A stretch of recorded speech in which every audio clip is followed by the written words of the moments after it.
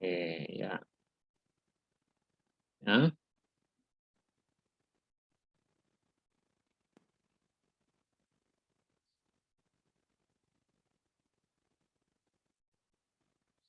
Nah, oke, ini adalah langkah di dalam membuat sebuah tabel sederhana ya.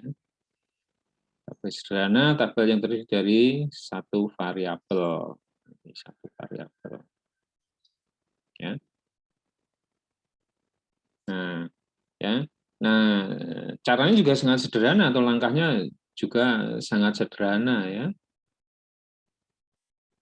Nah, ini dimulai dengan buka file dokumennya, kemudian klik analyze, ya, analyze.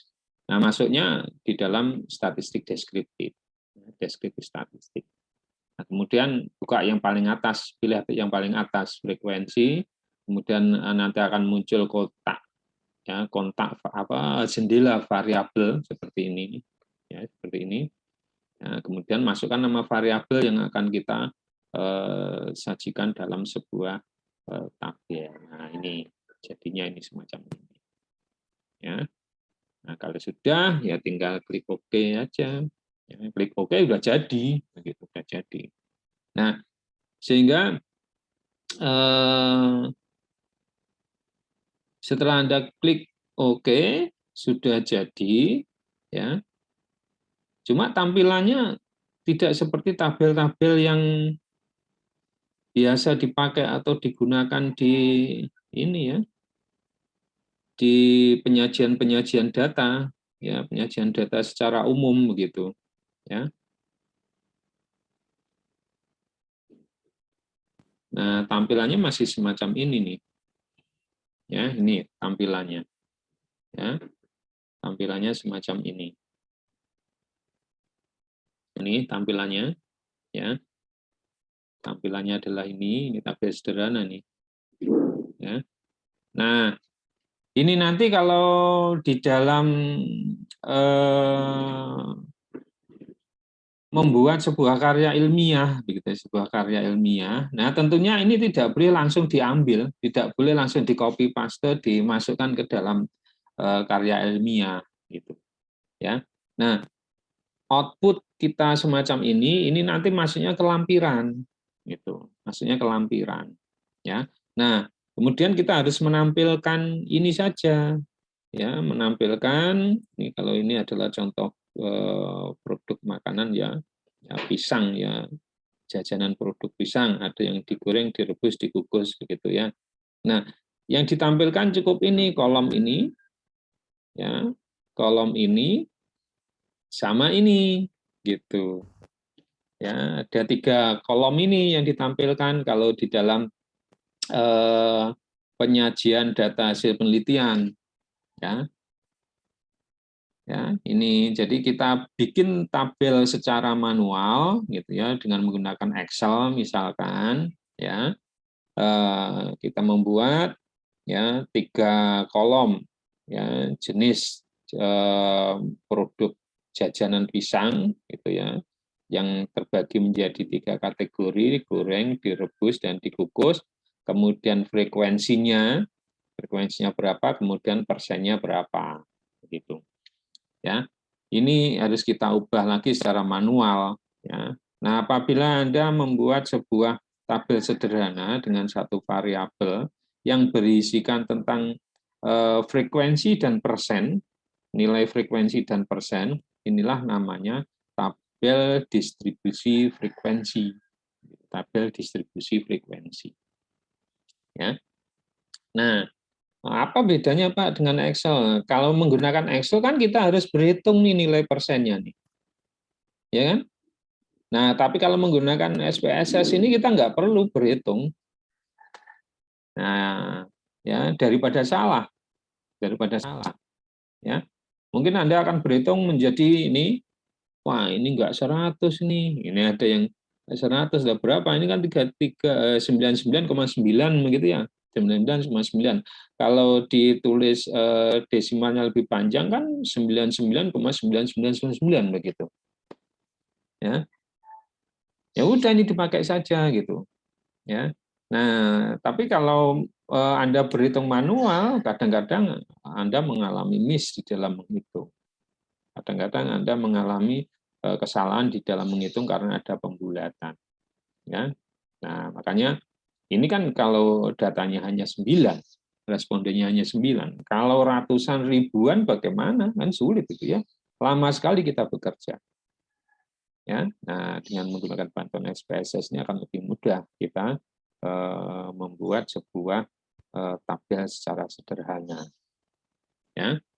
Ingat, tabel-tabel ini baik tabel yang sederhana maupun tabel kontingensi luaran dari SPSS ini nanti ya, kalau di dalam penulisan karya ilmiah itu tidak boleh langsung diambil. Tapi ini letaknya adalah di lampiran gitu. Nah, kita harus membuat secara manual tabelnya. Ya. Oke.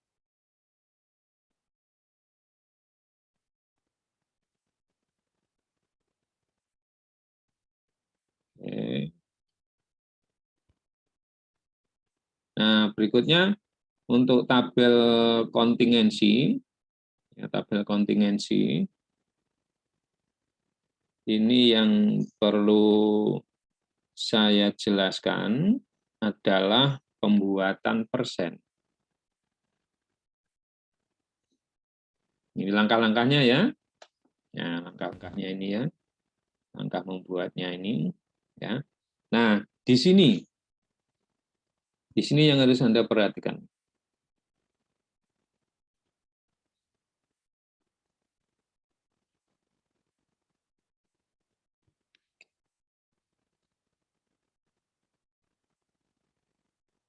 Yang harus Anda perhatikan adalah pembuatan pemberian persen pada data yang kita tampilkan. Ya.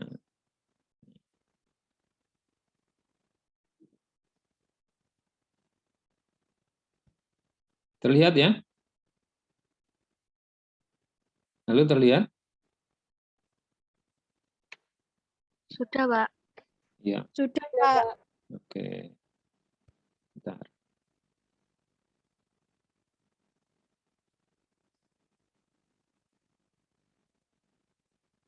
Nah, ini. Ya.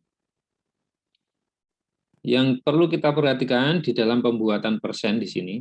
Jadi setelah kita masuk ke tabelnya, yang jadi row siapa, yang jadi kolom siapa, gitu ya, dalam pembuatan tabel kontingensi, ya, row-nya siapa, kolomnya siapa, gitu, ya. Kenapa harus memilih ini sih, begitu?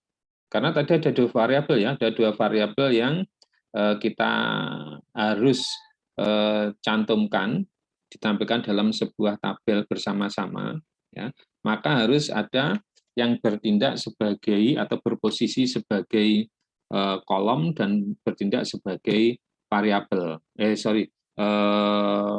Kolom dan baris, kolom dan baris. Kalau di dalam mata kuliah statistika, ya, itu sudah ada kejelasan siapa yang akan didudukkan sebagai berposisi sebagai kolom, siapa yang berposisi sebagai baris. Ya. Itu etika ya, etika di dalam penulisan di dalam metodologi penelitian itu, ya. Kalau di dalam statistik itu tidak ada pengaruhnya mana yang akan duduk sebagai kolom, mana yang akan duduk sebagai baris, itu enggak ada. Nah, mari kita padukan aja bersama-sama ya. Kolom dan baris ini sekaligus ya kita bisa memastikan siapa yang variabel apa yang akan duduk sebagai kolom, ya, variabel apa yang akan duduk sebagai baris. Nah, itu tentunya kita harus mendudukkan variabel jenis variabelnya yaitu variabel independen dan dependennya begitu. Ya. Kalau bisa didudukkan sebagai variabel independen dan dependen itu, maka kita bisa mendudukkan variabel independennya itu adalah di row dan variabel dependennya ada di kolom begitu ya. Tapi bagaimana Pak kalau variabelnya itu belum bisa dikategorikan menjadi independen dan dependen. Nah, kalau belum bisa ya tetap saja Anda menggunakan variabel 1, variabel 2. Silahkan mau di row-nya yang mana, ya, kemudian yang kolom yang mana, gitu. Ya. Jadi ini row ini adalah variabel independennya, kemudian kolomnya ini adalah variabel dependen. Ini dengan catatan kalau variabel yang akan kita tampilkan datanya itu sudah, ya, sudah bisa dikelompokkan menjadi variabel independen dan dependen. Ya. Apa sih yang dikatakan dengan variabel independen dan dependen? Variabel independen itu variabel yang mempengaruhi atau disebut dengan variabel sebab. Variabel dependen itu variabel yang dipengaruhi atau disebut dengan variabel akibat. Gitu. Misalkan ya, ini misalkan ada dua variabel usia dan berat badan. Usia dan berat badan. Ya. Nah, ini apakah independen-dependen? Bisa iya, bisa tidak. Gitu ya. Usia dan berat badan. Nah, usia akan mempengaruhi berat badan. Kalau usia mempengaruhi berat badan, berarti usia bertindak sebagai variabel independen, berat badan sebagai variabel dependennya. Itu, ya. Kalau misalkan berat badan ini berpengaruh kepada usia, begitu ya, misalkan dari sebuah penelitian, nah bisa juga dibalik. Ya, jadi posisi variabel independen dependen ini ya harus tahu, ya, rujukan yang dipakai itu yang mana, gitu. Ya, itu dari metodologi, ya, dari metodologi yang kita terapkan di dalam statistik. Etikanya memang begitu di dalam pembuatan tabel kontingensi. Ya, kita harus tahu posisi variabel independennya yang mana, dependennya yang mana, untuk kita bisa dudukkan sebagai row dan sebagai kolom. Ya. Nah, setelah kita mendudukkan variabel independennya di row dan variabel dependennya di kolom seperti ini ya, ini datanya yang bisa kita bentuk menjadi tabel kontingensi ini, ya, yang umum adalah data-data kategorik, ya, data-data kategorik, data nominal ordinal, begitu. Kalau data rasio, ya, itu nanti sulit terbentuknya, bahkan dibacanya menjadi sulit. Ya. Nah, minimal begitu. Minimal, ya, variabel yang bertindak sebagai variabel independen, itu variabel independen, ini harus variabel yang berskala nominal ordinal, nominal atau ordinal. Ya, kalau ada dua variabel rasio, berskala rasio atau berskala interval, dua-duanya, kemudian Anda buat tabel kontingensinya, itu nanti tidak akan terbentuk tabel kontingensi. Ya, nah, tabel kontingensi itu ya bisa dibentuk dengan minimal salah satu variabelnya itu berskala kategorik, nominal atau ordinal. Gitu. Ya. Oke, kalau dua-duanya nominal ordinal bisa, malah lebih bagus lagi. Ya. Nah, oke. Nah, setelah nanti input datanya masuk, input variabelnya masuk ke kotak row dan kolom itu, ya, kemudian lanjutkan untuk nilai cross step-nya, ya, nilai cross step-nya atau cell cross step-nya ini perlu kita lihat, ya, kita perlu lihat, ya, mana yang harus diisi, ya. Observed ini adalah nilai hasil pengamatan. Expected ini adalah nilai harapan. Ini yang sering dipakai. Ya, untuk menampilkan data dengan menggunakan tabel kontingensi itu cukup menggunakan observed saja. Expected-nya nggak usah dicentang. Ya, expected-nya nggak usah dicentang. Cukup observed-nya saja. Ya. Nah, kemudian yang diisi lagi yang mana? Yang diisi lagi adalah percentage. Ya, percentage-nya. Ya, percentage-nya. Percentage itu bisa, ya, kita mengisinya atau memilihnya untuk percentage dari row, kolom, ataupun total. Kalau row itu nanti percentage-nya atau persentasenya dihitung secara baris, ya. Kemudian kalau kolom itu nanti persentasenya dihitung berdasarkan kolomnya. Nah, kenapa kita milih yang row?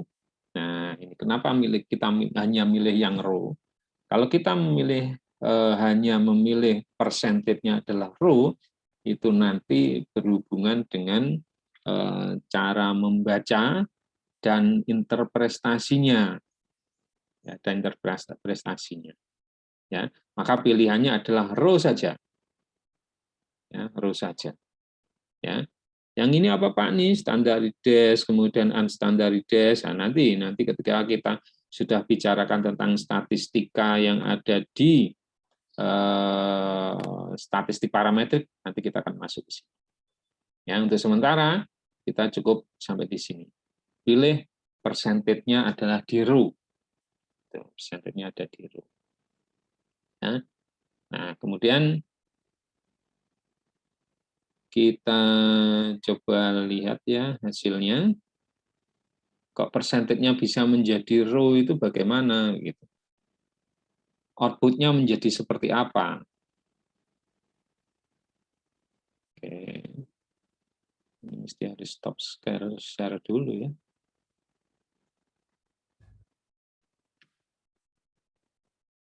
Nah, ya. Terlihat ya output-nya ini? Halo? Belum, Pak. Belum.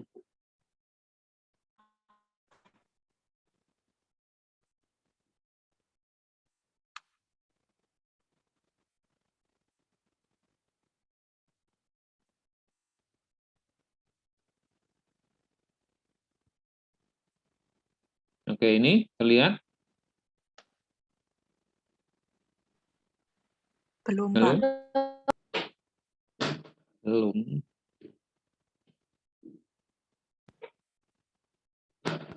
Terlihat?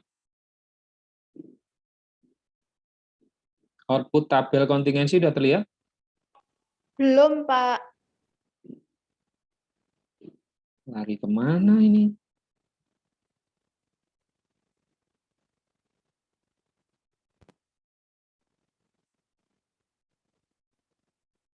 Ini terlihat?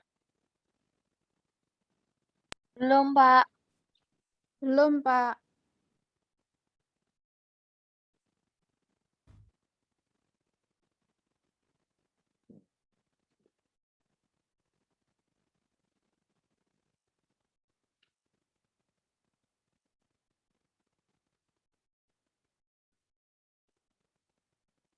Ini terlihat?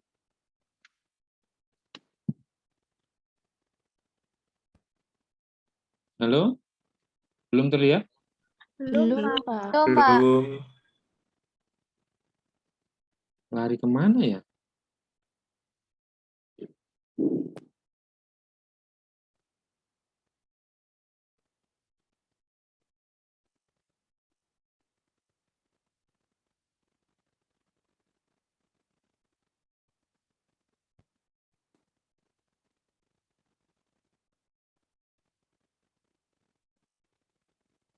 Share.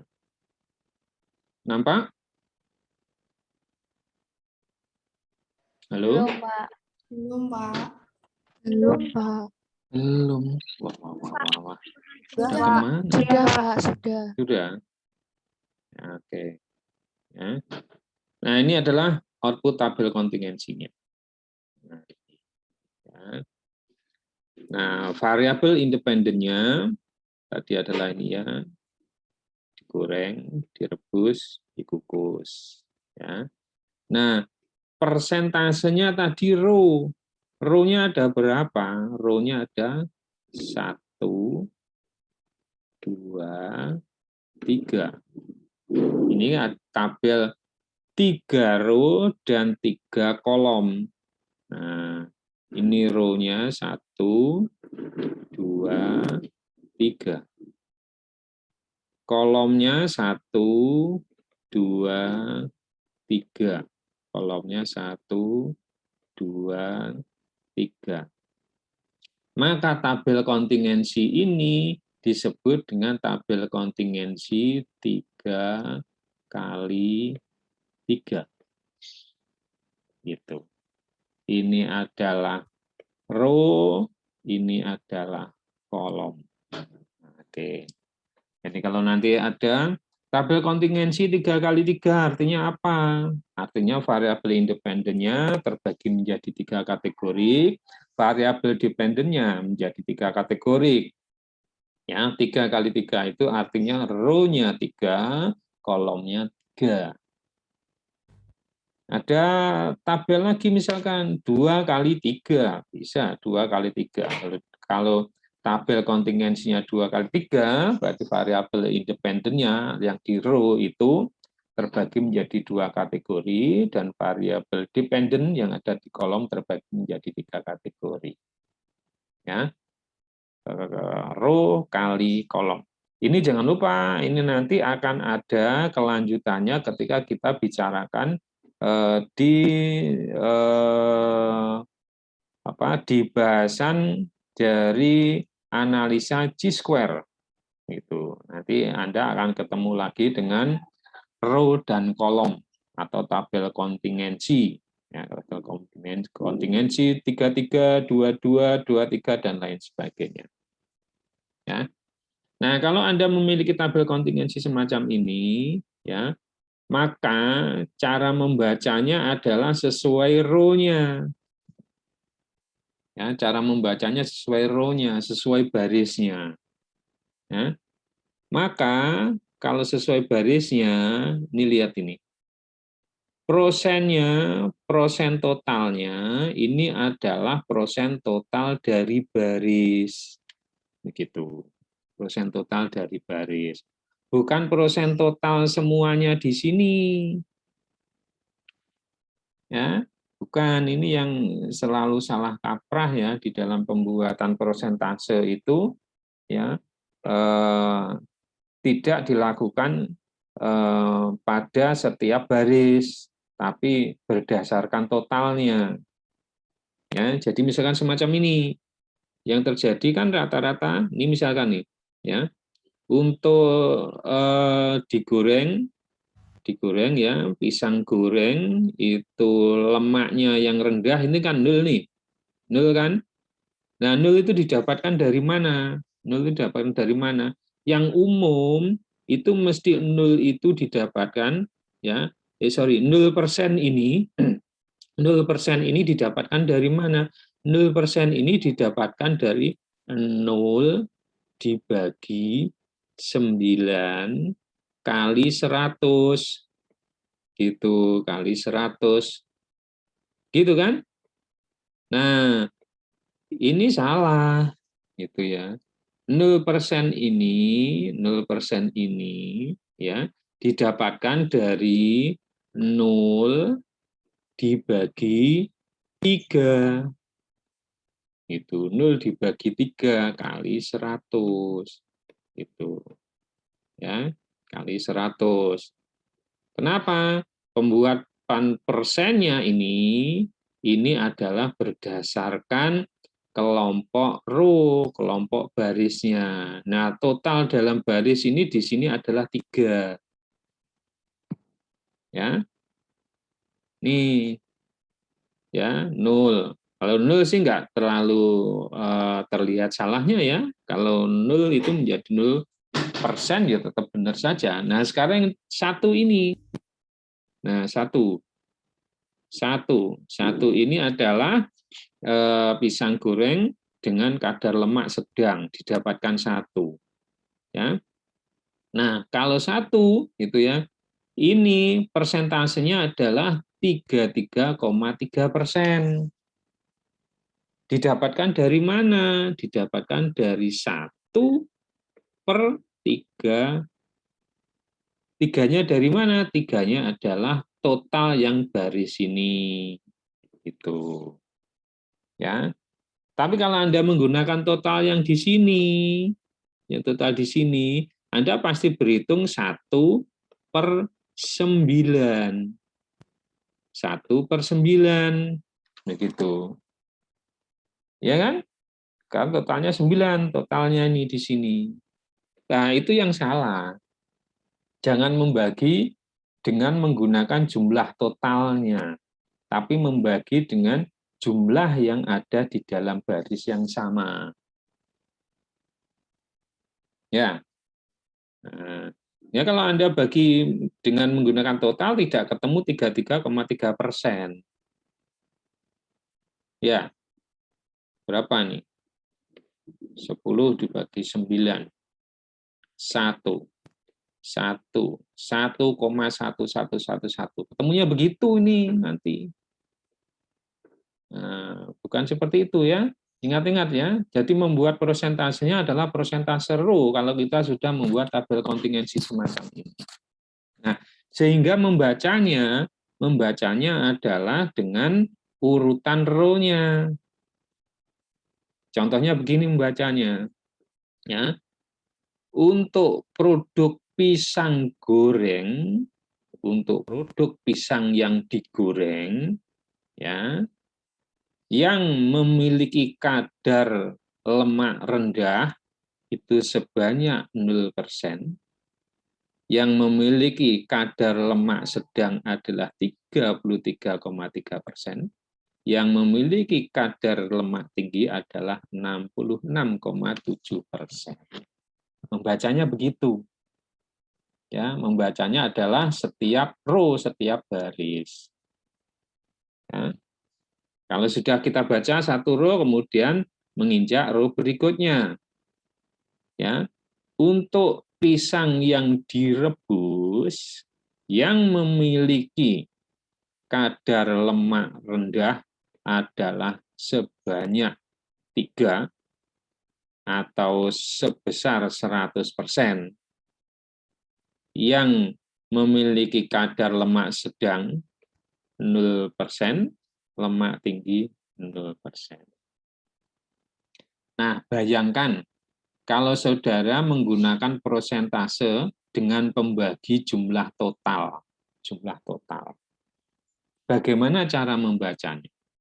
Pasti akan menjadi kebingungan. Gitu. Ya.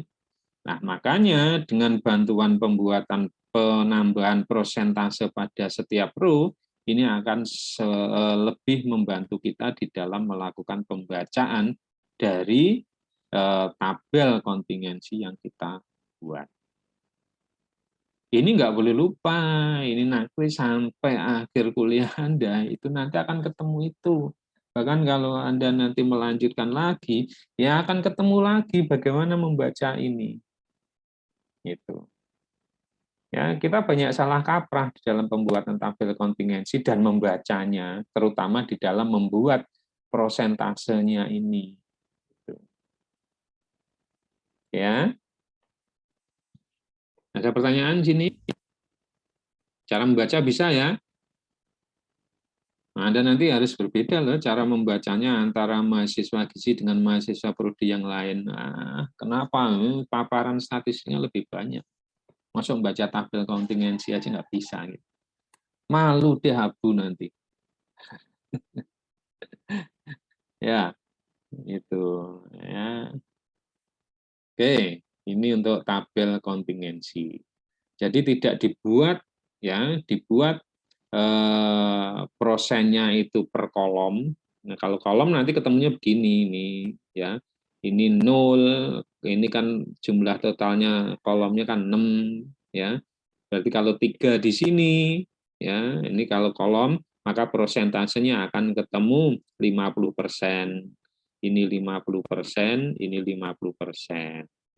Nah, terus membacanya bagaimana? Kalau Anda menggunakan prosentasenya berdasarkan kolom, maka membacanya dari sini. Nah, yang jadi masalah, ini kolom ini adalah posisi dari variabel dependen. Begitu. Maka kalau kita membacanya variabel dependennya itu menjadi salah. Yang harus kita baca adalah variabel independennya dulu. Nah, ini kan nggak ada di pelajaran-pelajaran yang lainnya, tapi di statistik ada. Gitu. Ya, oke. Jadi sekali lagi, nanti kalau membuat tabel kontingensi, persennya adalah persen row, jangan persen kolom ataupun persen total. Ya, itu terkait dengan posisi variabel independen dan dependennya untuk mempermudah di dalam pembacaannya. Ya, Oke. Ada pertanyaan dari sini? Bu, ada pertanyaan, Bu?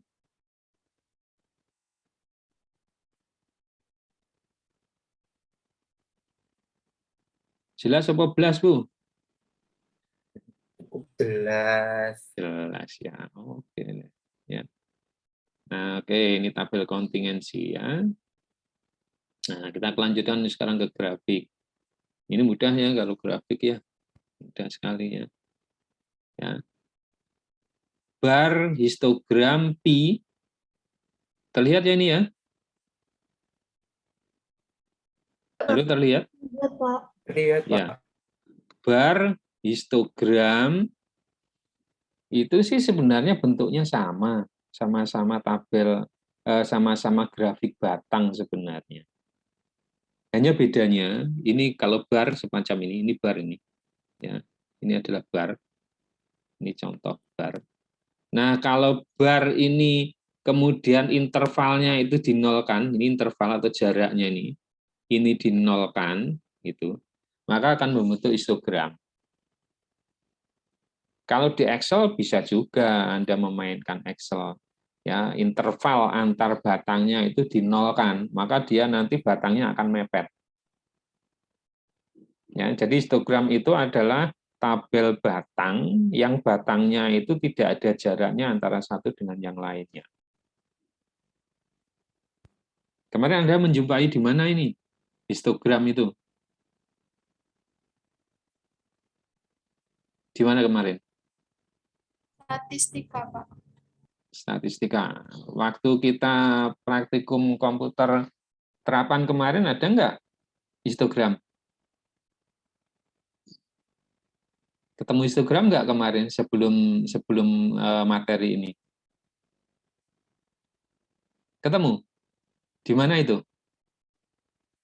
Identifikasi data. Ketika kita membuat apa?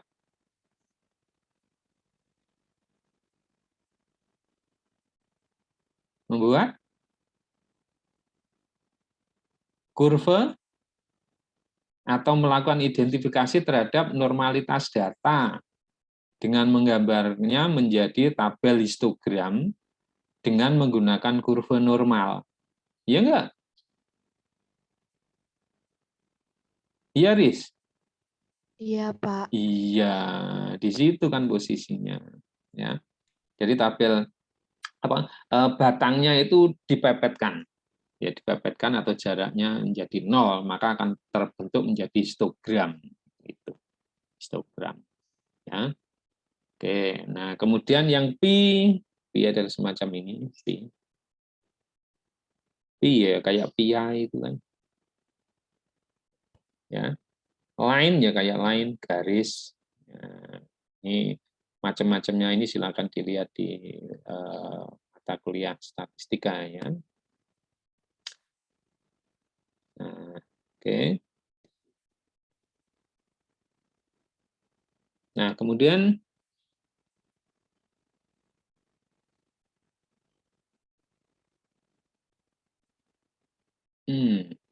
ya. Bagaimana langkah-langkahnya? Ini gampang sekali, ya, gampang sekali membuat tabel ini ya. Nah, ini cuma satu langkah ini, ya. Mulai dari buka file dokumen, analisa deskriptif, frekuensi, input variabelnya. Nah, ini kemudian sudah ada nih. Kita mau grafik apa sih? Nah, di sini kan tidak ada nih. Ya. Mau yang bar, mau yang pi, ya, atau yang histogram pakai kurva normal gitu ya. Nah, ini bisa macam ini. Ya. Nah, tapi kembali loh ya, kembali bahwa apa yang kita lakukan, kita perintahkan di dalam SPSS itu pasti menghasilkan sesuatu, gitu. Ya, pasti menghasilkan output. Nah, cuma outputnya itu salah atau benar, itu pasti melihatnya dengan pertimbangan ilmu statistikanya dulu. Ya, contoh nih, ya. Ini saya punya data. Saya akan sajikan dalam bentuk pi, begitu. Punya data, punya set data, saya sajikan dalam bentuk pi. Nah, datanya apa? Nah, datanya ternyata data berskala rasio. Berskala rasio Anda wujudkan pi, ya akan nggak bentuk nanti. Gitu kan? Nah, data pi itu adalah data kategori. Kenapa? Karena tujuan dari pi ini adalah menyajikan data satu variabel, menyajikan data variabel untuk melihat perbandingan dari masing-masing kategori dalam variabel itu. Nah, makanya dalam bentuk pi. Nah, jadi pi kalau data Anda interval rasio nggak akan bisa ke bentuk pi-nya. Ya. Nah, ini siapapun bisa menghasilkan itu, tapi benar tidaknya dia tidak akan bisa, ya, kalau dia tidak memahami tentang syarat-syarat penyajian data yang ada di dalam ilmu statistika itu. Oke, ada masalah ya ini. Kita masuk ke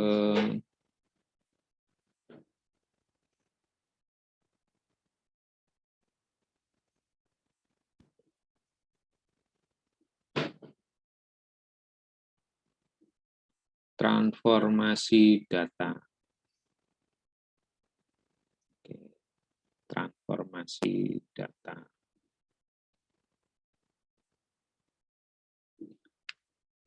Anda pernah membaca, ya, pernah membaca semacam ini nih, ya. Abu berat badannya berapa? Saya 75, Pak. Gak lebih tak, Bu? Lebih mungkin, saya belum nimbang lagi. Tinggi badanmu berapa, Bu? Tingginya saat terakhir ngecek itu 171, Pak. Ya, 75, tinggi 171 misalkan ya. Nah, kalau ditanya, Abu status gizinya apa? Bisa jawab?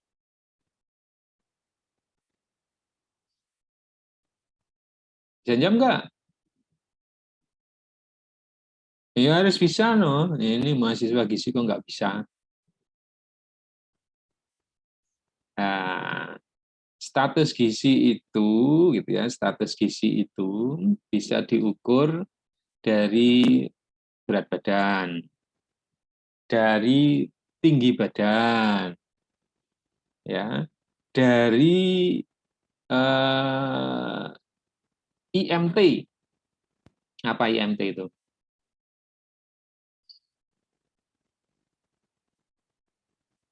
Apa? Indeks Masa tubuh. IMT kok indeks massa tubuh? Masa T-nya?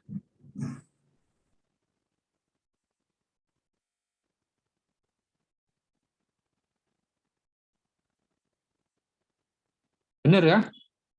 Ya bener toh. Jawa dikecoh begitu aja sudah beralih perhatiannya. Indeks massa tubuh, gitu ya, indeks massa tubuh. Indeks massa tubuh menghitungnya bagaimana, gitu kan? Ya. Nah, kemudian ada lagi status gizi itu dilihat dari berat badan menurut umur, ya kan? Kemudian tinggi badan menurut umur, IMT menurut umur, begitu. Peruntukannya sendiri-sendiri tentunya, ya. Nah, dengan kata lain bahwa untuk menentukan status gizi itu datanya mesti data dari antropometri, pengukuran antropometri, pengukuran tinggi badan, berat badan, dan umur. Ya. Nah, kemudian hasil perhitungan-perhitungan dengan IMT atau kemudian berat badan menurut umur, tinggi badan menurut umur, ya. Nah, kemudian kan ada kategori nih, ada kategori status gizinya kurus, normal, gemuk, obesitas. Pernah baca itu? Pernah Nah, kan? Pak. Iya. Makanya orang awam sering bilang kalau melihat orang gemuk, wah ini obesitas nih. Gitu. Orang yang berat badannya berlebih, wah obesitas nih. Ya. Kalau kemudian Abu berat badannya 75 gitu, 75, ya. Kalau di Abu sedang ditanya tanpa melihat posturnya kan, Abu berat badan berapa? 75. Ah, begitu kan? Ini pasti gemuk orangnya, begitu kan? Obesitas ini bisa-bisa, begitu kan? Nah, tapi kalau melihat kalau dilihat dari IMT-nya dengan membagi menggunakan tinggi badan, nah tentunya itu tidak menjadi kategori gemuk atau obesitas, ya, menjadi kategorinya bisa menjadi normal, gitu. Nah, maka ketika kita punya tinggi badan, punya berat badan, kemudian kita ditanya status gizinya apa, itu kan sebenarnya ada proses namanya transformasi data. Itu data yang semula berskala rasio, ya, interval rasio, ya, itu diturunkan menjadi data berskala kategorik ordinal. Ya, makanya kemarin di dalam pengolahan data itu atau pengambilan data itu ada pengukuran, ada perhitungan, gitu kan? Nah, ketika kita melakukan pengukuran berat badan, tinggi badan, ya, kemudian kita merubahnya menjadi status gizi, ya, menurut WHO dan lain sebagainya, WHO atau Depkes ya nanti dilihat ya. Nah, ini akan terjadi penurunan skala data, ya, dari semula berskala interval atau rasio menjadi skala yang lebih rendah, namanya ordinal. Itu. Ya. Nah, bagaimana caranya? Kalau secara manual ya kita nanti harus berhitung satu persatu. Si Abu berat badannya segini, tinggi badannya segini, dia masuk status gizinya normal, gitu kan? Jawa berat badannya segini, tingginya segini, masuk obesitas, gitu. Risma berat segini, tingginya segini, masuk kategori kurus. Riz itu masuk kurus apa normal, Riz? Status gizinya Risma. Sudah pernah lihat belum? Sudah pernah dihitung? Belum, Pak.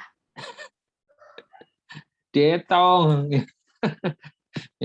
Mahasiswa gizi harus bisa ngitung itu. Nanti jangan sakit hati. Sakit hatinya, Risma kurus nih. Gitu. Ya, Risma kurus. Enggak, kalau dihitung kan normal. Normalnya masih segini, masih normal hitungan segini nih. Gitu ya, bukan kurus ini. Gitu. Ya. Nah, itu ya. Jadi proses transformasi itu adalah proses merubah ya skala data dari skala yang lebih tinggi menjadi skala yang lebih rendah. Yang umum adalah merubah skala data tinggi menjadi skala yang lebih rendah. Gitu. Ya, bisa nggak skala yang lebih rendah ke skala yang lebih tinggi? Secara umum orang mengatakan tidak bisa. Tapi kalau Anda nanti browsing, merubah skala data rasio menjadi ordinal menjadi interval, itu ada. Artinya bisa, Pak, bisa. Gitu ya. Bisa juga merubah variabel berskala ordinal menjadi interval, bisa. Softwarenya namanya software Ordi gitu. Pakai Excel gitu. Yang Ordi nanti coba cari. Ordi gitu, software Ordi. Ya, pakai Excel biasa. Merubah skala data yang lebih rendah menjadi skala yang lebih tinggi. Ya, dari ordinal menjadi interval. Tapi dia tidak bisa sampai ordinal merubah menjadi rasio. Tidak bisa. Ya. Nah, kebalikannya kalau kita merubah skala data yang lebih tinggi menjadi data lebih rendah, dari rasio diubah menjadi interval bisa. Rasio diubah menjadi ordinal bisa. Ya. Rasio jadi nominal bisa enggak, Pak? Ini banyak pertentangan begitu. Kalau logikanya dalam hitungan itu bisa, tapi kalau kemudian diinterpretasikan itu menjadi tidak bisa. Maka penurunan datanya itu paling rendah itu sampai pada ordinal. Oke. Nah, aplikasinya seperti apa sih? Nah, aplikasinya seperti Anda tadi, ya. Kalau di program, di bahasa program pelayanan kesehatan maksudnya, ya, itu status gizi apabila dilihat dari tinggi badannya saja itu tidak terwakili, tidak representatif gitu. Maka bahasa program itu menyebutnya menjadi status gizi gitu. Status gizinya apa? Nah, dengan melihat status gizinya apa, maka nanti orang akan lebih mudah melihat apa yang harus dikerjakan kepada orang yang memiliki status gizi gemuk, kurus maupun normal. Tapi tidak dengan apa yang harus dilakukan ketika seseorang ini tinggi badannya segini, gitu ya, lebih pada status gizi. Termasuk stunting ya, stunting, waist, gitu ya, itu adalah status gizi, cerminan status gizi. Ini Abu ini sedang penyajian data ini, ya, oke, ya. Jadi menurun ya, diturunkan. Yang umum adalah menurunkan data. Nah, aplikasi yang kedua yang sudah Anda lihat pada penyajian data adalah pembuatan tabel distribusi frekuensi. Masih ingat tabel distribusi frekuensi? Tabel distribusi frekuensi. Ingat nggak? Di statistik itu, tabel distribusi frekuensi. Ya, itu kan kayak ini nih. Nah, ini kan sama dengan ini kan. Nah, ketika kita punya data minimum segini, maksimum segini, gitu kan? Minimum segini, maksimum segini, kita sudah mendapatkan data interval atau ring. Kita mendapatkan ring R, gitu kan? Nah, kemudian kita punya rencana bahwa data ini mau kita wujudkan menjadi 3 kelas. Ini kan 3 kelas, 1, 2, 3, gitu kan?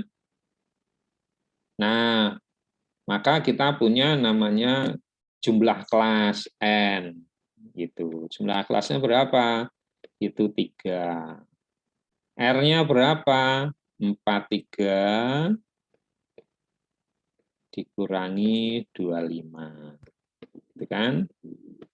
Nah, maka ketemu di sini berapa 43 kurangi 25? Berapa? 18. Nah, dari data ini maka kita akan bisa mendapatkan interval kelas.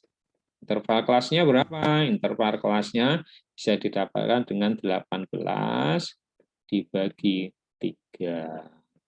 Gitu kan? Maka interval kelasnya ketemu 6. Itu pembuatan tabel distribusi frekuensi. Nggak teringat sama sekali di statistik itu. Terus nanti dilihat lagi. Ya. Nah, kalau kita menggunakan SPSS, maka kita tidak perlu berhitung semacam ini. Nggak perlu ngitung semacam ini. Gitu kan? Kita cukup tahu berapakah nilai minimum, berapakah nilai maksimum. Itu yang menjadi acuannya. Ya. Misalkan ini kita punya data usia. Ya, satu set data, misalkan ada 60 responden, ya. Kita data usianya, usia paling mudanya adalah 23, usia paling tuanya adalah 43. Nah, data ini akan kita ubah menjadi data kategorik, data ordinal. Data ordinalnya yang mana? Ini data ordinalnya. Muda, dewasa, tua. Ini contoh aja ya. Nanti kalau Anda menggunakan acuannya Depkes, pembagiannya tidak demikian. Ya, tidak demikian. Ya. Ini contoh saja. Kita punya 60 misalnya 60 data usia responden. Usia minimalnya 25, usia paling tuanya adalah 43. Nah, data 60 responden ini mau kita ubah menjadi kelompok berdasarkan kelompoknya ya, menjadi kelompok muda, dewasa ataupun tua. Arahnya ke situ. Ya. Jadi kalau seperti tadi, Abu berat badan berapa? Nafisa berat badan berapa? Risma berat badan berapa? Gitu kan? Nah, kemudian data itu mau kita ubah menjadi status gizi. Dia masuk kategori kurus, normal, gemuk, atau obesitas. Gitu kan? Nah, itu adalah melakukan proses transformasi. Ya, menurunkan skala data dari yang lebih tinggi menjadi yang lebih rendah. Oke. Nah, kita kembali di sini. Ya. Jadi dari set data 60 misalkan ya 60 responden kita punya data usia paling mudanya 25, usia paling tuanya adalah 43. Kemudian kita lihat kategorinya. Ya, lihat referensinya. Misal muda dikatakan muda itu apabila usianya kurang dari 25. Kita harus punya catatan itu dulu. Ya. Dewasa itu apabila usianya berada pada rentang 25 sampai 30. Tua itu apabila lebih dari 30 tahun. Sama ketika nanti Anda punya data berat badan. Berat badan kurang dari 30 tahun, misalkan dikelompokkan berdasarkan umur ya, kurang dari 40 masuk kategori kurus, 40 sampai 50 masuk kategori normal, lebih dari 50 sampai 60 gemuk, lebih dari 60 obesitas. Nah, itu harus punya catatannya dulu, harus punya pengelompokannya dulu untuk kita bisa melakukan pengubahan mentransformasi dari data yang berskala rasio menjadi skala ordinal. Anda ada yang pinter Excel nggak? Ada yang pinter Excel nggak? Halo? Ada yang pinter Excel? Halo, ini pada kemana semua nih? Nggak ada jawaban nih. Pernah bisa membuat rumus Excel untuk mengelompokkan? Halo, Pak. Ada yang pernah bikin rumus Excel di Excel itu untuk bisa mengelompokkan sebuah data? Belum. Belum. Wah, ini mestinya ada di komputer dasar. Dulu pernah, Pak, tapi lupa. Dulu pernah, tapi lupa. Itu paling pas nggak masuk itu ya, jadi lupa jadinya ya. Di Excel bisa juga sih menggunakan perintah apa namanya yang ada if-nya itu, if itu loh. Ya, mengelompokkan. Jadi kalau misalkan nilai ujian ya masuk kelompok A, nilai dikatakan A jika gitu ya berada pada rentang lebih dari 81, nanti masuk kelompok A. Kelompok B 73 sampai 80.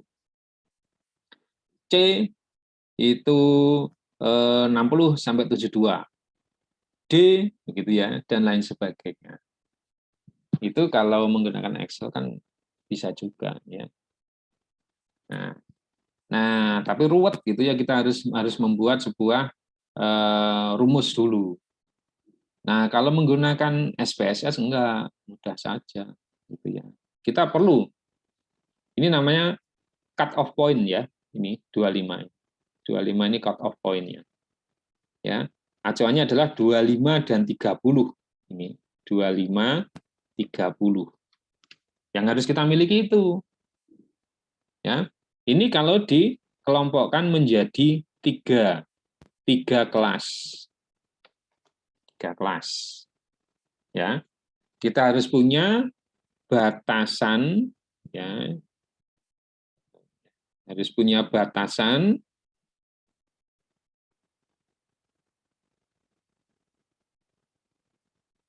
ini warna yang lain mana ya?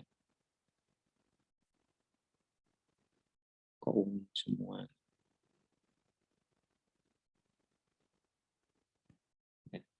Kita harus punya batasan ini dulu ya. 25 30. Ya, kalau kita punya batasan 25 30 punya 2 begitu ya. Nah, berarti kita akan punya 3. Kalau kita punya 2 batasan atau 2 cut off point, cut off point. Ya, cut off point. Ini ya. Apa artinya? Titik pemisah deh gitu. Ya, ini cut off point-nya ya. 25 30 ada 2 cut off point, maka dia nanti kita akan memiliki 3 ya. Oh 2, sorry. Cut off point minimal. Oke. Putus ya tadi ya.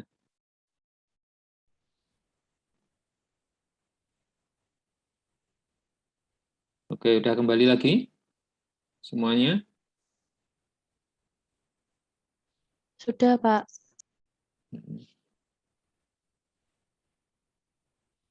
Oke. Ya. Kalau kita punya cut off point 2, berarti kita minimal nanti akan memiliki dua kategori gitu ya. Tapi bisa juga menjadi 3. Ini kan cut off point-nya ini 2 nih, semacam ini nih. Ya. Seperti data ini, sudah terlihat ya ini ya? Terlihat lagi? Halo? Sudah, Iya. Pak. Ini kan cut off point-nya 25 ya. 25 dan 30. Ya. Maka kita punya 3 kategori, 3 kelompok. Kurang dari 25, itu kurang dari 25, kurang dari 25, antara 25 sampai 30, kemudian lebih dari 30. Nah, ini kita harus punya dulu. Ya. Kalau di tabel distribusi frekuensi relatif itu ya kita harus punya rancangan. Ini mau kita wujudkan menjadi berapa kelas gitu. Ya. Oke, ya. Nah, ini misalkan kita punya 3 kategori. 25 kurang dari 25, 25 sampai 30 dan lebih dari 30. Nah, jadi kita akan membuat data yang berskala rasio ya yang berada pada usia 25 sampai 43 ini. Usia 25 sampai 43 itu kan minimal ada 18 jenis data. Ya. Ya enggak? Jadi kalau saudara misalkan begini nih, kalau saudara satu kelas ini ada berapa? 21 ya? Lalu satu kelas ada berapa? 21 ya? 21 Ya, ya, 21, Pak. Nah, ada 21. Ini kira-kira kalau diukur tinggi badannya itu Bisa jadi semuanya tidak sama kan? Iya, Pak. Ya, berarti akan ada 21 jenis data tinggi badan. Begitu kan? Iya, Pak. Iya, kemungkinan begitu. Ya. Nah, tapi kalau nanti data itu kita turunkan skalanya gitu. Seperti sekarang ini di sini kita turunkan skalanya. Skalanya menjadi apa? Misalkan skalanya tinggi badan itu menjadi pendek, normal dan tinggi, pendek, normal dan tinggi. Saya ulangi.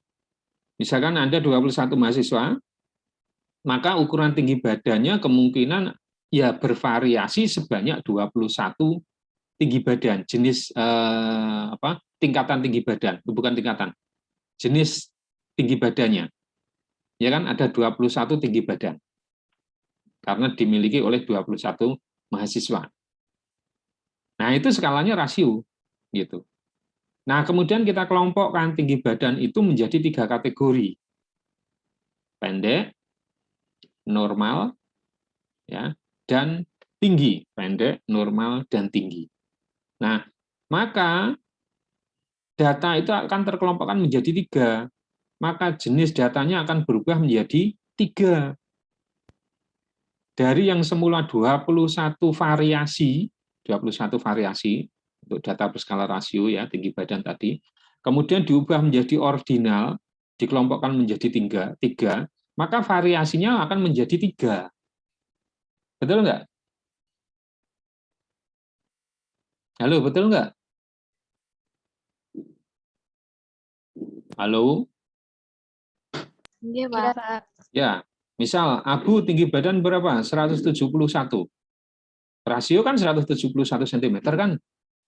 Nah, kalau di dalam kategori yang kita kelompokkan menjadi 3 tadi, maka Abu masuk di dalam kelompok tinggi. Kemudian misalkan Agnes. Agnes tinggi badan berapa? Agnes tinggi badannya adalah 63. 63 itu masuk kategori berapa? Dia masuk kategori yang mana? Masuk kategori sedang, misalkan. Aprilia, masuk kategori yang mana? Masuk kategori yang sedang. Nah, akhirnya dari 21 variasi data itu berubah menjadi hanya 3 variasi. Gitu. Ya. Nah, ini kalau di dalam statistik, makanya kalau di dalam statistik dikatakan ya, data yang memiliki variasi lebih banyak itu kalau dianalisa hasilnya akan lebih bagus daripada yang memiliki variasi lebih sedikit. Secara umum dikatakan data yang memiliki skala rasio itu dianalisa akan menghasilkan analisa yang lebih bagus dibandingkan dengan data yang berskala ordinal. Begitu. Makanya kalau Anda lihat di statistik itu, ya, analisa-analisa yang lebih banyak adalah analisa data rasio interval, bukan ordinal nominal. Ya, karena variasi datanya mencerminkan keadaan yang sebenarnya. Semakin banyak variasi datanya, maka akan semakin bagus hasil analisanya. Gitu. Ya, ya ada gambaran macam itu ya. Jadi kita menurunkan skala data itu akhirnya kita akan memiliki kualitas data yang lebih rendah sebenarnya. Data rasio yang kita turunkan menjadi data ordinal itu kualitasnya akan semakin rendah. Logikanya semacam tadi, 21 mahasiswa tinggi badannya ya ada 21 variasi. Tapi ketika tinggi badan itu kita kelompokkan menjadi 3, maka variasi datanya tinggal menjadi 3. Oh, gitu. Ya. Oke. Nah, kemudian bagaimana? Ya, bagaimana cara melakukan namanya transformasi datanya? Ya, kalau kita sudah punya catatan semacam ini, ya, punya catatan semacam ini, kita masuk ke software-nya ya.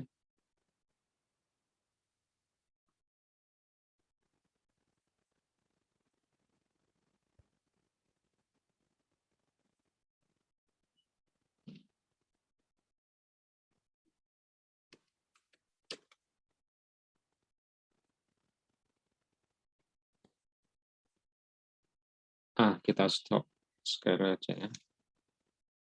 Nah, kita masuk sekarang ke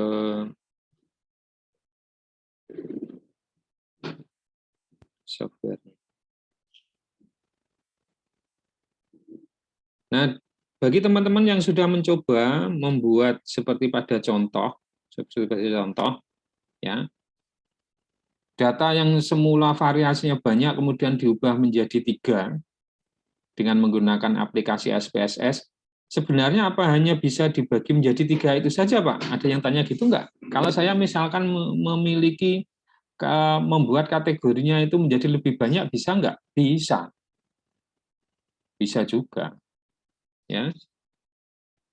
Kalau kita punya 3 kategori, itu seperti tadi, berarti kan kita perlu cut off point-nya 2, ya, yang tadi ya.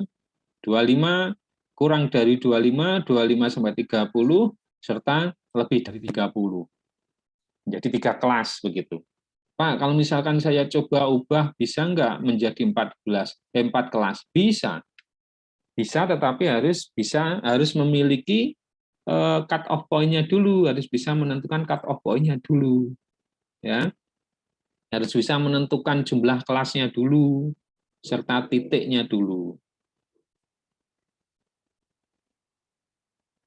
Oke. Transformasi data.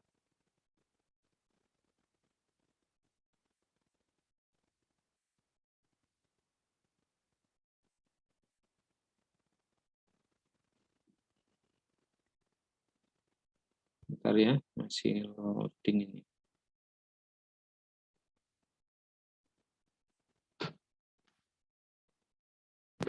Oke, atau ini teman-teman tadi yang sudah mencoba masuk ke transformasi data, bisa share, coba dipraktekkan. Siapa tadi? Elok ya? Iya, Elok? Pak. Iya. Coba coba share dari yang Elok lakukan tadi ya, yang sudah dipraktekkan tadi. Bentar. Saya jadikan host dulu. Elok.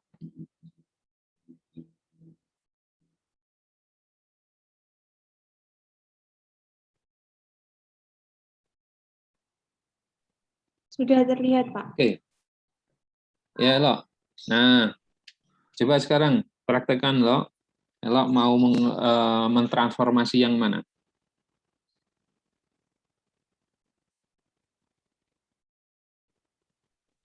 Yang tinggi badan. Tinggi badan. Mana tinggi badan yang mana nih? Tinggi badan Iya. datanya yang mana? Ini ya. Oke. Oke, tinggi badan mau dijadikan menjadi berapa kelompok? Berapa kategori loh? 3. 3. Oke. Ya. Cut off point-nya berapa loh? Poinnya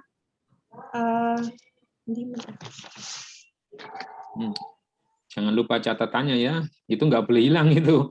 Ya. iya, Itu Pak. sama dengan nanti kalau di metodologi penelitian itu ada tahapan mengolah data. Nah, mengolah data antara lain semacam ini, proses untuk merubah data ya atau mentransformasi data. Gitu. Oke. Ya, menjadi berapa? Menjadi 3. Cut off point-nya Ya. berapa? Yang rendah 153, yang nilai tengah 165 sampai 180. Bentar. 153 terus 100. rendah kurang dari 153. Gitu kan? Saya nggak pakai kurang dari, Pak. Tadi saya coba tidak bisa, Pak. Nggak bisa. Oke, dicoba aja sekarang yang sudah dikerjakan Nelo. Baik, Pak. Yuk. Di reset aja dulu, di reset. Oke. Oke, variabelnya tinggi badan. Oke.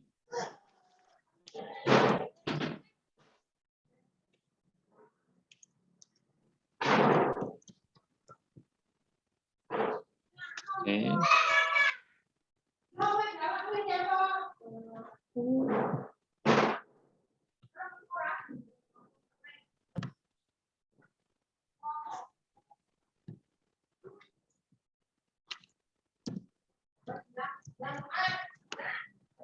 Kenapa tadi nggak bisa loh? Sudah ada Pak yang ini. Yang tadi TB Iya. trans itu. Yang tadi ya. Oke. Oke.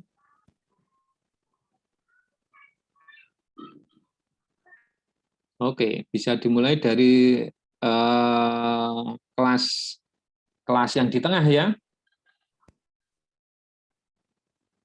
Oke. Kelas yang kedua, tinggi badan berapa sampai berapa?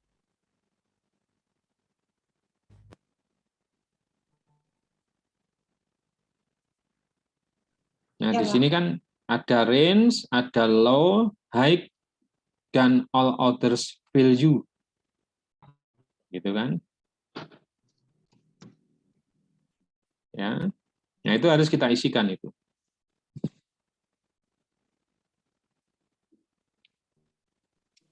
Sudah berlanjut loh. Metu uangnya. Ntar. Ini bermasalah ini wifi saya ini.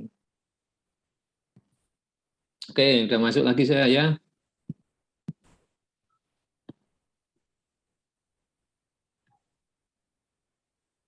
Halo. Halo, iya Pak. Halo, Ya, Pak. silakan loh dilanjutkan. Sudah ini Pak. Sudah keluar? Sudah. Oke. Tinggi badan 180. Yang tiga mana loh? Bawa sendiri Pak. Ada yang lebih dari 180? Hanya satu. Coba scroll. Scroll Ini Pak. datanya.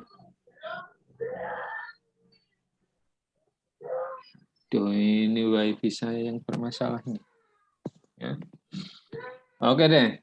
Artinya elok menggunakan cut off point 180 ya.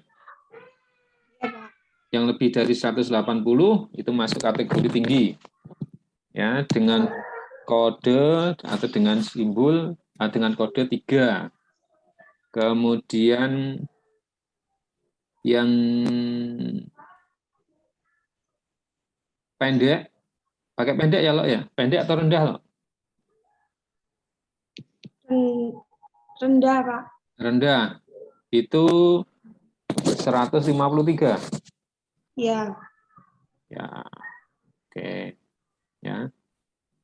Kemudian antara 153 sampai 180 itu yang sedang, begitu. Nah, oke. Nah, akhirnya Anda sudah memiliki data yang semula berskala rasio berubah menjadi skala ordinal. Nah, kalau kemudian Anda mau menunjukkan satu itu artinya apa, dua itu artinya apa, bisa nggak? Bisa nggak loh melanjutkan itu? Di? Ayo siapa punya ide? Dari 1, 2, 3 itu supaya berubah menjadi rendah, rendah, sedang, dan tinggi. Ngubahnya gimana?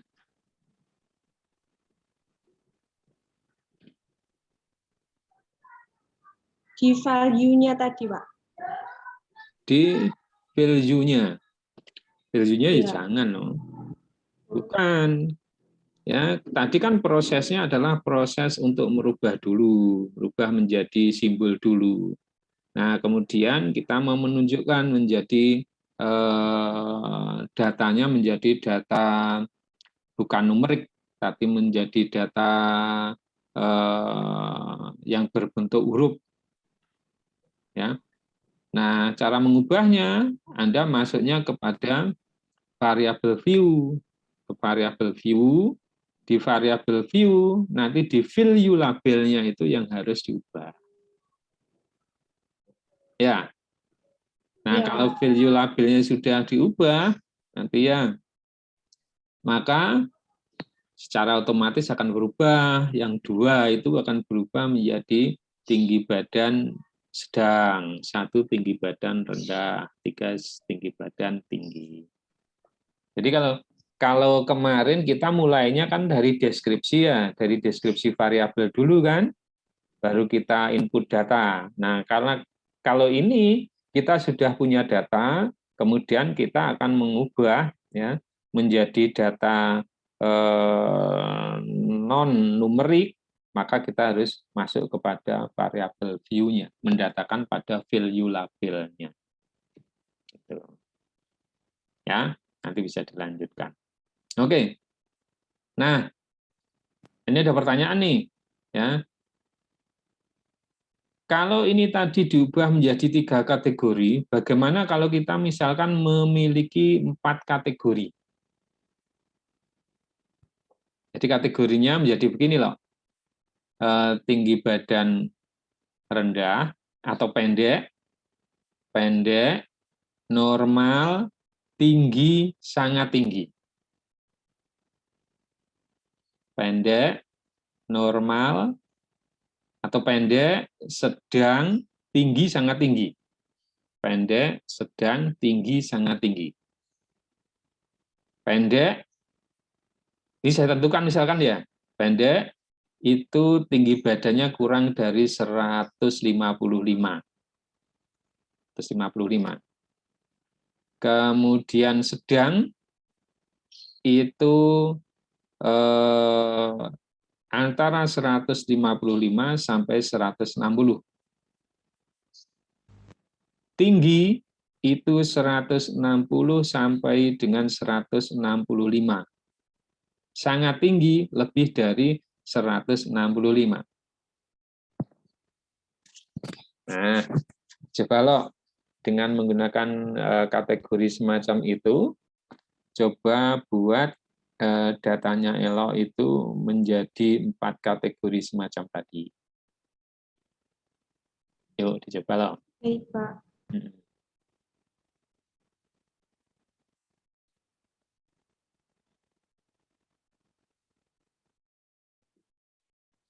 Ini Abu pusing sekali nih, Bu. Bisa ngikuti nggak, Bu? Masih bisa, Pak. Masih bisa ya, oke. Oke.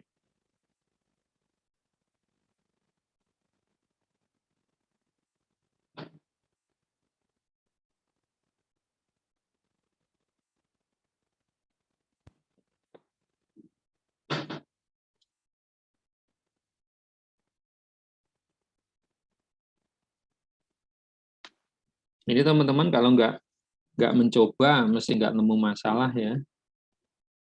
Harus mencoba itu ya. Semakin tidak dicoba ya semakin tidak punya masalah gitu. Pak, saya kan pinginnya nggak punya masalah, Pak.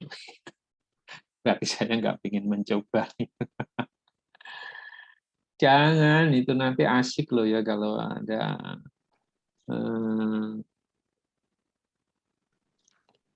kalau mencoba-coba gitu muncul keasikannya gitu.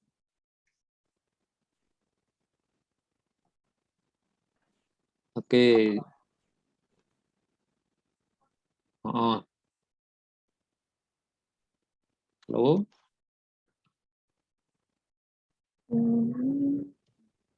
155 loh.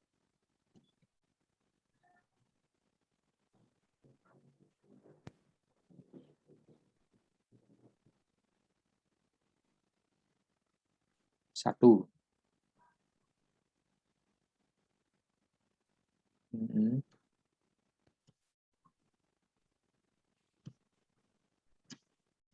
160.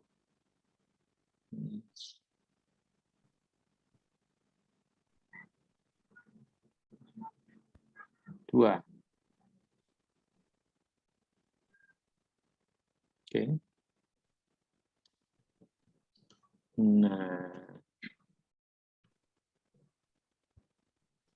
Iya. Itu ya, yang sebentar loh, sampai sini dulu. Nah, ini loh teman-teman ya. Jadi kalau kemudian kita memiliki lebih dari 3 kategori, maka nanti memasukkan di dalam range-nya itu pasti lebih dari 1 gitu. Kalau kita 4 kategori berarti masuknya ke range itu 2 kali gitu. Karena kita mendatakan yang pertama yang low, kemudian high, ya, batas atas, batas bawah, kemudian yang di tengah yang ada interval yang pertama, kemudian interval yang kedua, range yang pertama, range kedua. Ya. Nah, sehingga kalau mau nambah lagi, saya ubah lagi Pak menjadi 5 kategori, 5 kategori. High low-nya kan tetap ya. Nah, range-nya pasti memasukkan data menjadi 3 kali. Di sini loh ya letaknya kalau kita mau menambah jumlah kelasnya itu di situ. Ya, oke, lanjutkan loh.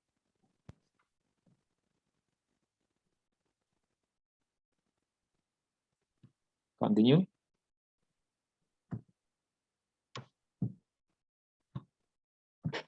Oke, nah udah jadi kan?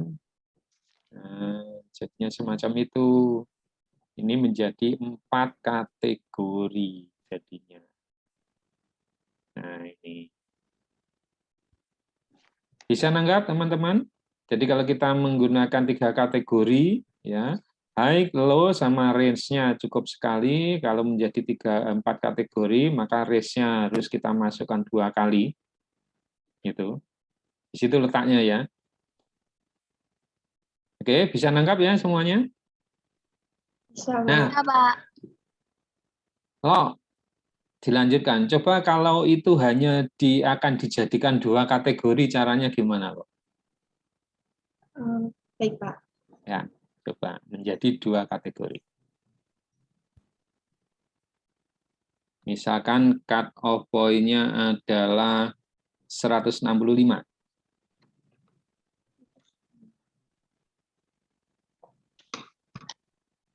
Nanti 165 kurang dari 165 itu pendek, lebih dari 165 tinggi, gitu misalkan.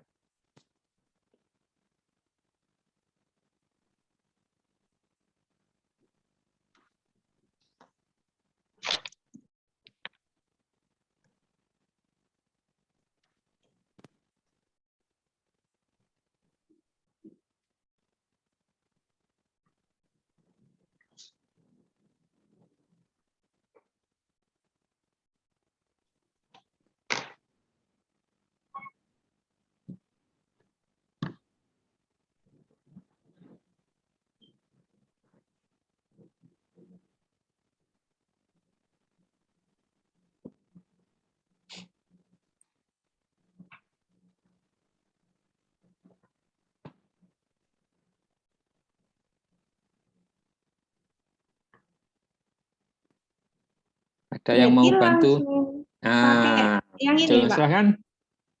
Iya. Nah,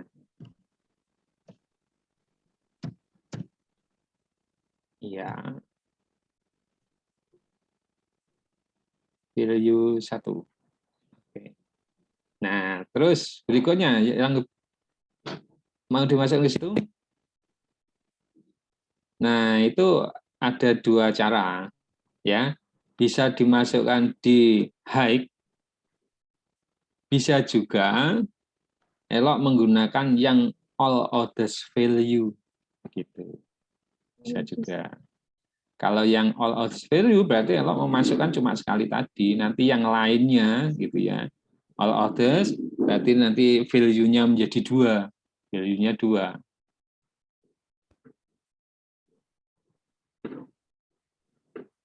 Coba value-nya jadi 2 loh. Sudah, itu 2. Nah, itu bisa juga semacam ini, ya kan? Jadi nanti yang memiliki tinggi badan kurang dari 165, dia memiliki kode 1, selainnya nanti akan memiliki kode 2. Begitu. Ya. Nah, oke. Coba continue.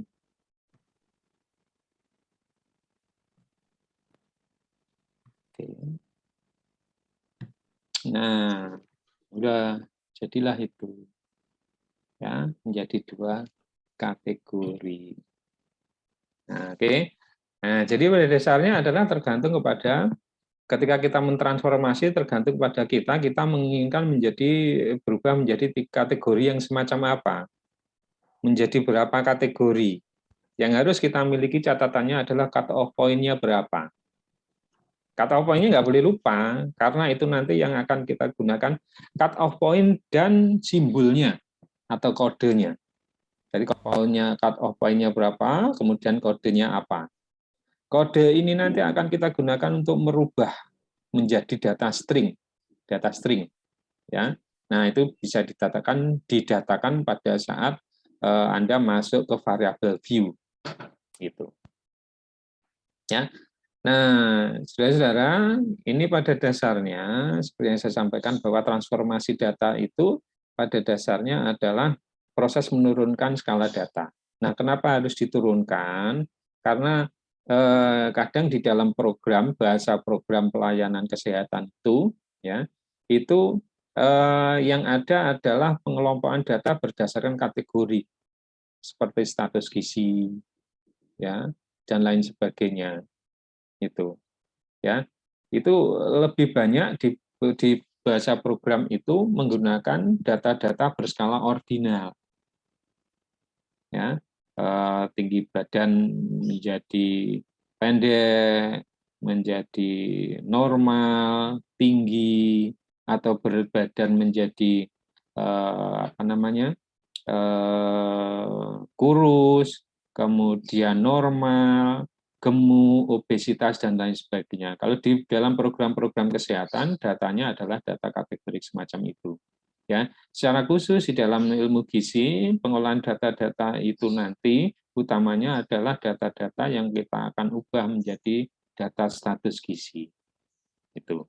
Nah, caranya adalah semacam itu. Nah, SPSS sangat membantu kita di dalam mempercepat proses transformasi datanya. Tanpa kita membuat rumus seperti dalam Excel, atau kita mengelompokkan satu persatu dengan menggunakan cara manual, itu akan sangat lama sekali. Ya, nah inilah materi kita hari ini sampai pada transformasi data, ya, transformasi data. Ya, ini kan setelah ditransformasi semacam itu, Anda bisa membuat sebuah tabel juga kan nanti menjadi tabel kontingensi dan lain sebagainya. Ya, sekarang kalau Anda masih menggunakan data tinggi badan, kemudian Anda ingin membuat tabelnya tinggi badan itu langsung ditabelkan, itu nggak akan terbentuk tabel, gitu kan? Nggak akan terbentuk tabel. Yang terbentuk adalah data-data yang berskala kategorik, nominal atau ordinal. Makanya Anda harus menurunkan skala datanya dari skala interval rasio menjadi skala ordinal atau bahkan menjadi nominal. Oke, begitu intinya ya di dalam penyajian data dan transformasi. Ya, sudah sampai segitu. Ada pertanyaan? Anda tidak akan pernah ada pertanyaan kalau Anda tidak mencoba, itu masalahnya. Ya, semakin Anda mencoba, maka nanti akan semakin banyak hal yang akan Anda pertanyakan. Semakin banyak masalah yang akan Anda jumpai. Nah, baik. Jadi untuk pekerjaan hari ini, kira-kira nanti Anda perlu waktu berapa lama untuk mengirimkan ya hasil praktikum hari ini ke Google Classroom kita? Perlu waktu berapa lama? Atau maksimal nanti dikirim jam berapa?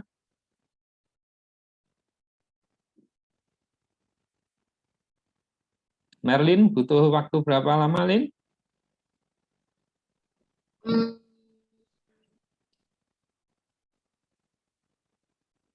berapa ya, Pak? Kan udah jadi, itu elok udah jadi semua itu. Tinggal screenshot, ditata di Word, kirim deh, gitu kan? Abu, butuh waktu berapa lama, Bu?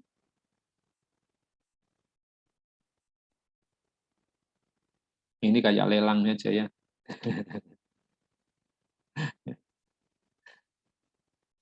Abu pasti ini software saya belum bisa dipakai nih Pak. Saya perlu panjang lagi. Sudah Pak, sudah bisa. Sudah, oke sip lah. Riz, butuh waktu berapa lama Riz? Minggu kemarin berapa lama kita perlu waktu? Nggak hari lagi kan? Sudah jam kan kemarin?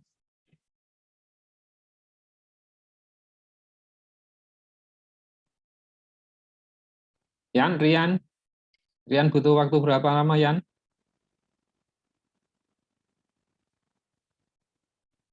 Jam 3 selesai?